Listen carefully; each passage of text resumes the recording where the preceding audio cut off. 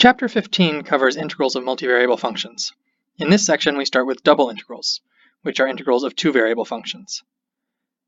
One application of double integrals is calculating the volume under a surface, and that's what we're going to do over a rectangular domain in this section.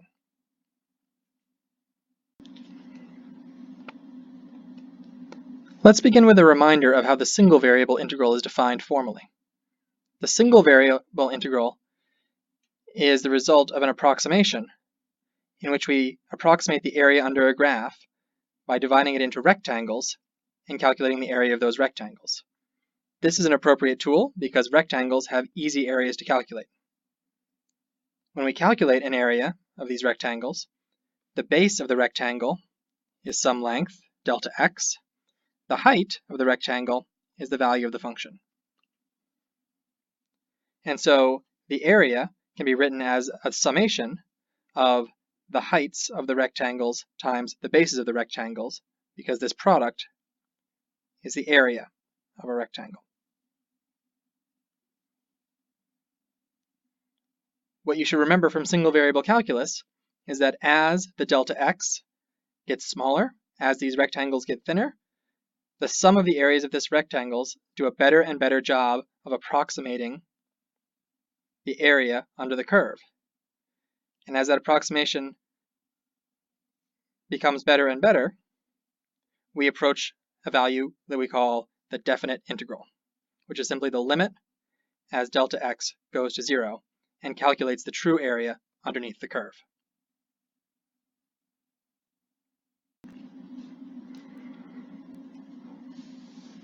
We will use a similar method to approximate the volume under the graph of a function z equals f of xy. Just like in a single variable integral, volume below the xy plane will count as negative volume. Instead of using rectangles, though, we need something three-dimensional. We are going to use prisms, since we know how to compute the volume of a prism. And so, for instance, if we have the domain here where x is between 0 and 4 and y is between 0 and 2, we can divide that domain into squares.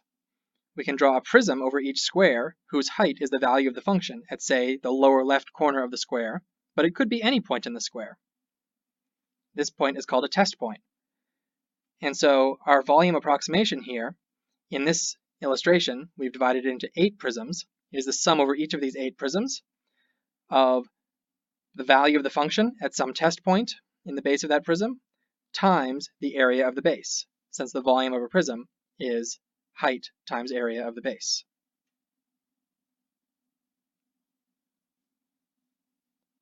If we want our approximation to be more accurate, we can divide the domain into smaller squares or rectangles.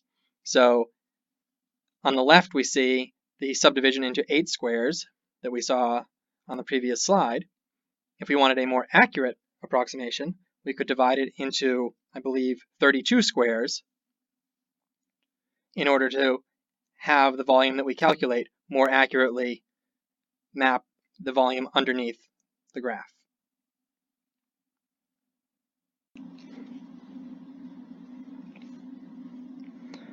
Now you may wonder why we use the particular expression for the volume that we do, that is, area of the base times the height. And that's because we want to be able to take the volume of prisms that have non-rectangular bases. For instance, if we wanted to integrate over this circular domain here, we could indeed subdivide that into subregions, but these subregions would not necessarily be rectangles. And so the prisms over some of these regions would not be rectangular prisms, but they would be prisms over, well, something less pleasant. Fortunately, the same method is still going to work. We can still take the volume of these prisms as the height times the area of the base, though it's worth pointing out that in practice it could be very difficult to calculate the area of the base.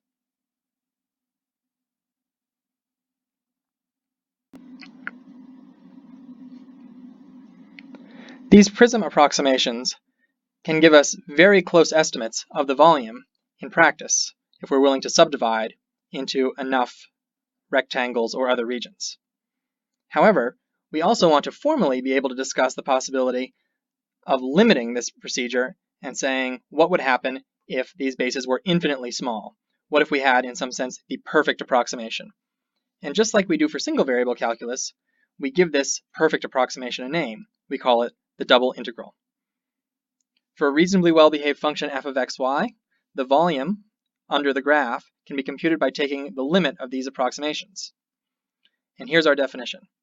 We let D be our domain, and for a given division of D into n regions, we denote A sub I to be the area of the ith region, because the regions may not all have equal area. Xi star and Yi star is a test point in the ith region, and we'll just use A to denote the area of the largest region. We define the double integral of the function to be the limit over all possible divisions of D. So the double integral, you notice we use two integral signs here, and you notice that we are integrating over the domain D, a two-variable function. And you notice here we write dA rather than dx or dy, because we're integrating over an area. And how is this defined?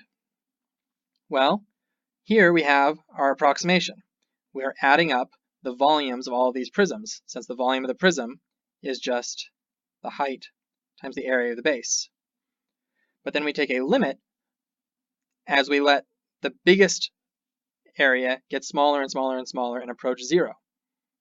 And so we take finer and finer subdivisions, and we see what these approximations limit towards, and we define that to be the double integral of the function over D.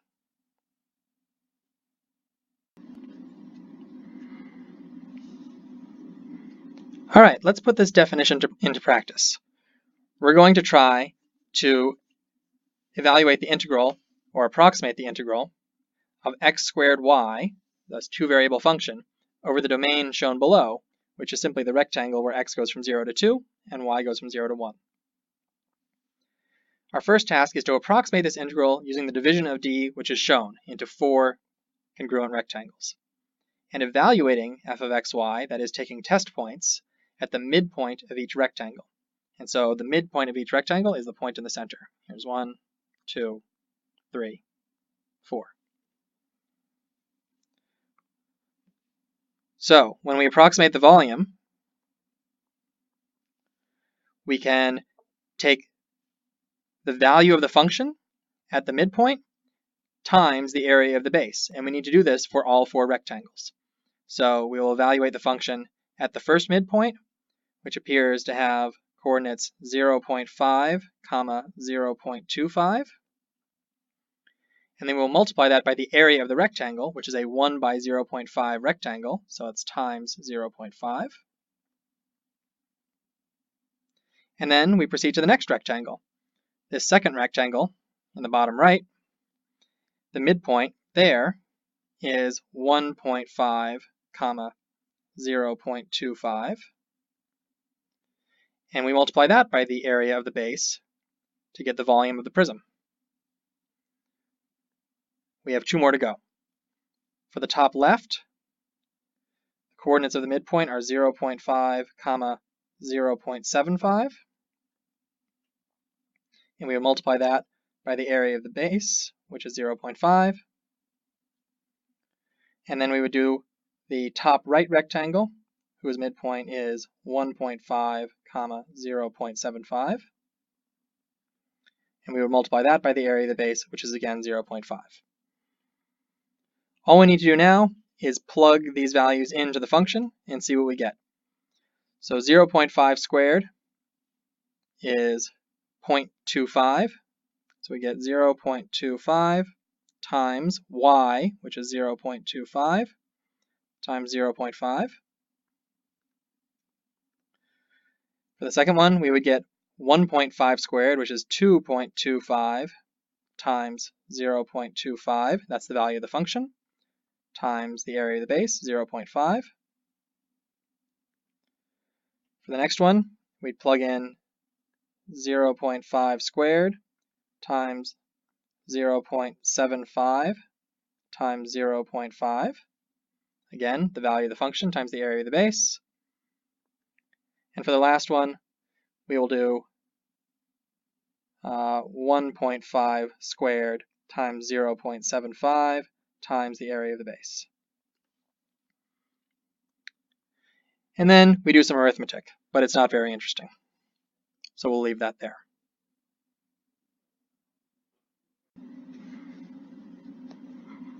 Now that was only an approximation of the integral. Let's see what would be required in order to actually compute this integral. So the first thing is that in order to actually compute the integral, we need to be able to take a limit where the area of these rectangles approaches 0. And so as is suggested, we should write an expression for if we divide this domain into n rectangles by n rectangles. Let's see what that would look like. So we'll draw our domain here. And we're going to suppose that we're going to divide it into n rectangles this way. And in this case, n happens to be 1, 2, 3, 4, 5. But we're going to try to write this generally so that it would apply to any choice of n.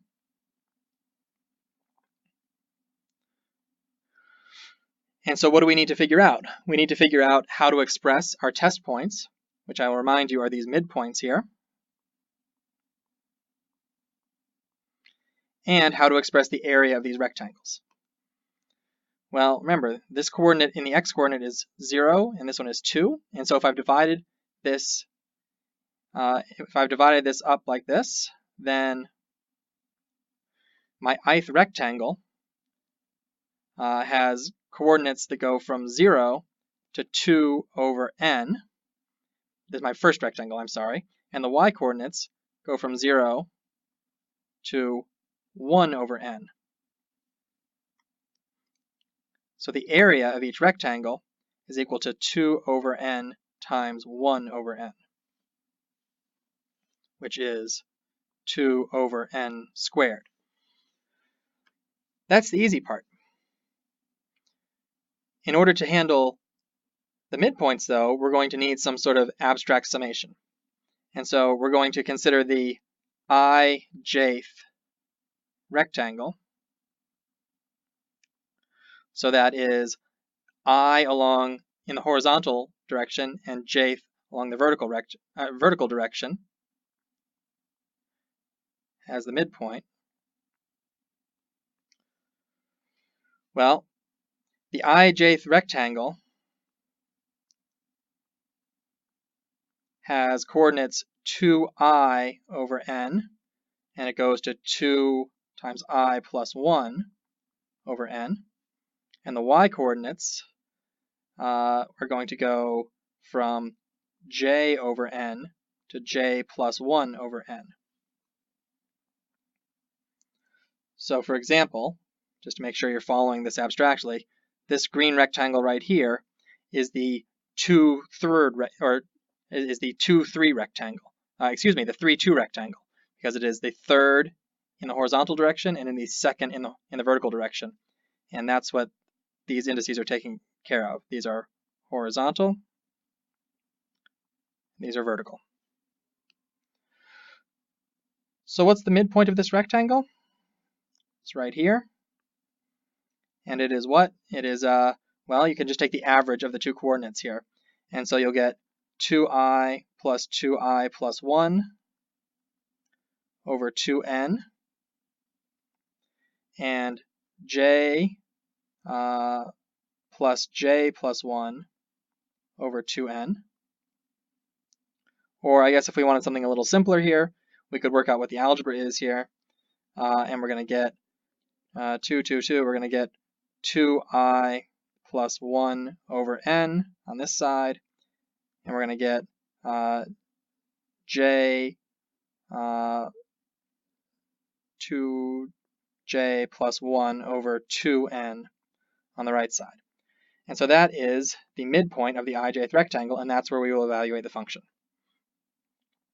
So our approximation, our value of our prism over this function will be f evaluated at this test point, 2I plus 1 over n, comma 2j plus 1 over 2n, times the area of the rectangle, which is 2 over n squared. And we can actually plug these values in to the function. Remember, the function is x squared y.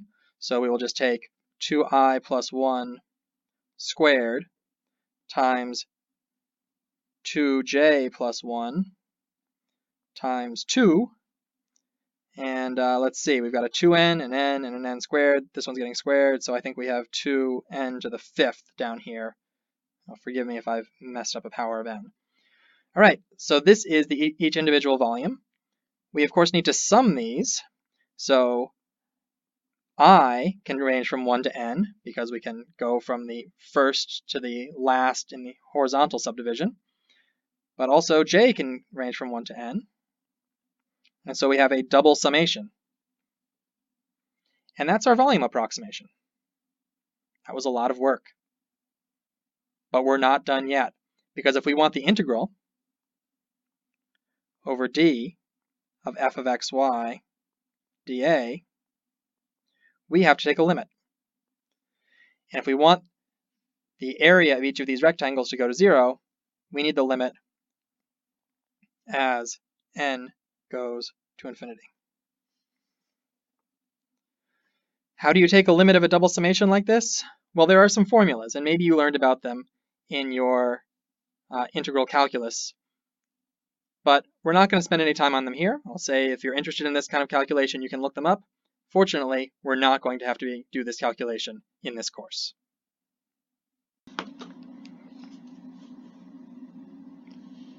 What saves us from having to evaluate these horrible limits is Fubini's theorem. Fubini's theorem says that when we are evaluating an integral over an area, that is dA, that instead of summing over all these volumes of prisms, we can instead break the double integral down into a nested single integral, where dx is the inner integral and dy is the variable of the outer integral, or where dy is the variable of the inner integral and dx is the variable of the outer integral. Either way, this is a huge step forward for us in our ability to evaluate double integrals. What does Fubini's theorem mean? Well, it means that you can take a domain like y going from 0 to 2 and x going from 0 to 4, and you can break that in to a two-part problem, each problem being a one-variable integral. And so the parentheses here indicate that we can first evaluate the inner integral. And what is the integral in the inside? Well, it's the area of a cross-section. It's the area under the curve as y goes from 0 to 2 for a particular value of x. And so when x equals 1, you'll be getting the area of this cross-section here. When x equals 2, you'll be getting the area of the cross-section here. When x equals 3, you'll be getting the area of the cross-section here. When x equals 4, you'll be getting the area of the cross-section here. And so what this inner integral evaluates to is actually a function of x that tells you the area of the cross-section at that x. As you may remember from some single variable calculus examples like volumes of revolution, if you integrate across the area of the cross-sections, what you get is the volume of the entire solid. And so when we evaluate the outer integral, we are integrating the area of this cross-section with respect to x from 0 to 4, and that gives us the volume underneath the graph.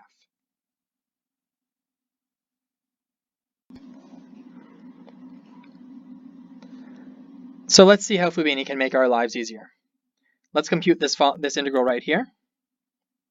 This is going to be the double integral over d of x squared y dA. We can use Fubini to write this as an integral in terms of dy and then dx, or we could do dx and then dy. It doesn't matter. What are our limits of integration? Well, y is the inner integral, so y will go from 0 to 1. X is the outer integral, and x goes to 0 to 2 on this domain. And our function is, of course, x squared y. How do we evaluate this? Well, we begin by evaluating the inner integral.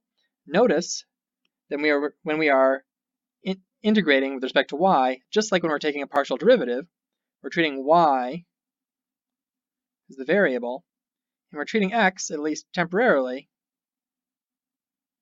as a constant. So let's go ahead and do this. So we will take 0 to 2, and then the inner integral, well, we take an antiderivative of x squared y, again, with respect to y. The antiderivative is x squared as a constant multiple, and the antiderivative of y is y squared over 2. and we evaluate that at 0 and 1. I didn't need my bracket over here at all, did I? And that will be our inner integral. Oh, did I miss anything? No, we're good. So we plug in 1, we plug in 0. Again, we're plugging this in for y equals 0 and y equals 1. Try not to mix those up. So when we plug in y equals 1, we get 1/2 x squared. When we plug in y equals 0, we get minus 0 dx. And now this is the function that we're going to integrate with respect to x. You notice y is no longer here because we integrated through the y. We plugged in values for y. So the antiderivative of 1/2 x squared is 1/6 x cubed. We have to evaluate that at 0 and 2. And of course, this is x equals 0 and x equals 2 now. And we get 8/6 minus 0, which is 4/3.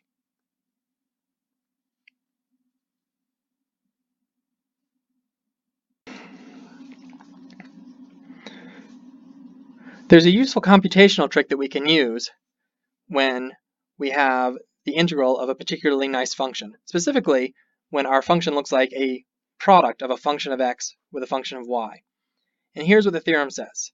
It says if we are integrating over a rectangle, so in this rectangle, the outer variable, which is dx, goes from a to b, and dy goes from c to d, and our function that we're integrating can be decomposed into a function of x times a function of y. Well, this theorem says that we can actually break this double integral into two separate single variable integrals, one with respect to x and one with respect to y, and just multiply the values of those integrals together to get the value of the double integral. Please notice that a lot is required in order for us to be able to use this theorem. The important requirements are that the bounds of integration are constants. That is, x is going from a to b, where a and b are numbers, y is going from c to d, where c to d are numbers. We're soon going to see integrals where this is not the case. The other requirement is that the function has to be something that we can factor into a function of x times a function of y. But many functions cannot be factored this way, and so this shortcut won't be available to us.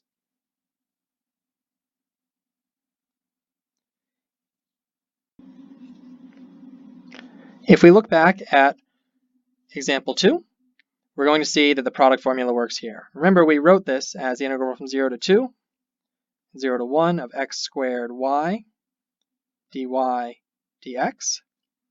But notice our bounds of integration are constants, 0, 2, 0, and 1, and our function can be broken into the product x squared, which is purely a function of x, times y, which is purely a function of y. And so by our product formula, we can break this up into a purely x integral and a purely y integral,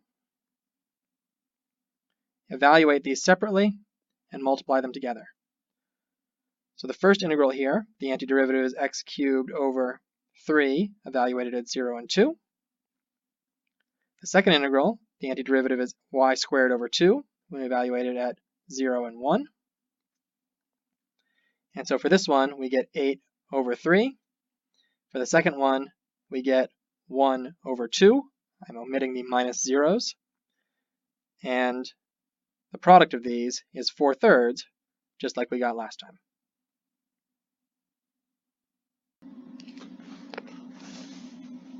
When single variable integrals are first introduced to you, you were probably told that they were a way of calculating an area, but you soon saw that they had lots of applications beyond that. And the same is true of double integrals.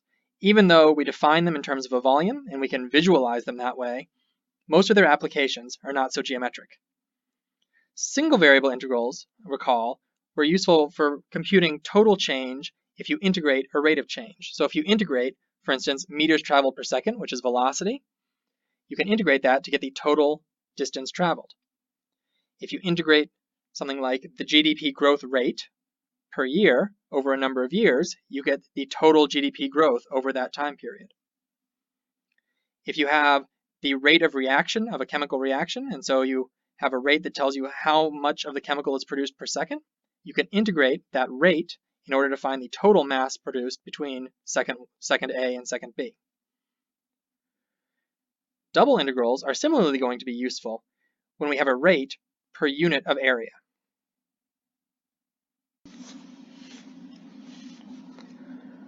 One rate per area that comes up naturally is rainfall numbers. If you're wondering how much rain is falling in an area, then that's usually given as a rate for how many gallons of water per square inch or per square foot or per square mile. Of course, since the amount of rain that falls over a vast area may differ from point to point, we can represent that as a two-variable function. Integrating that rate of rainfall per area gives the total amount of rain that fell over the entire region.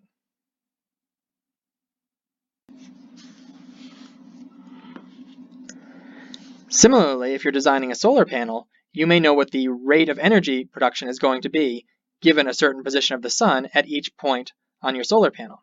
Now, on a flat solar panel, that might be a constant function, but on a curved solar panel, those pieces which face the sun more directly are going to have a higher rate of energy production. To get the total energy production, if you know that function, you can integrate the rate per square centimeter or per square meter over the entire area of the solar panel, and that integral will give you the total amount of energy produced.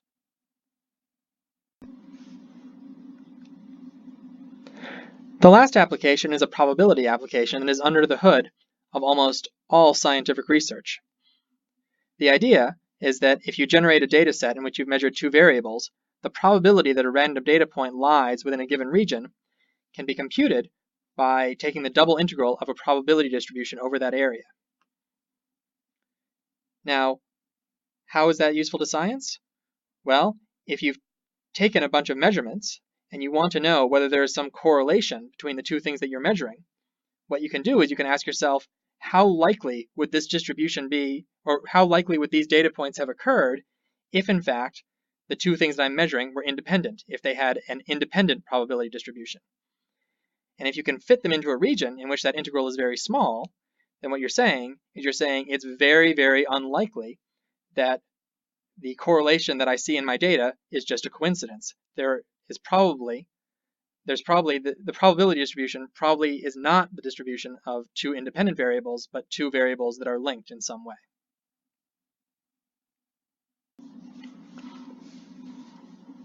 And finally, here are some summary questions for you. Once we understand double integrals over rectangular regions, we're going to move on and look at double integrals over regions that have more interesting shapes.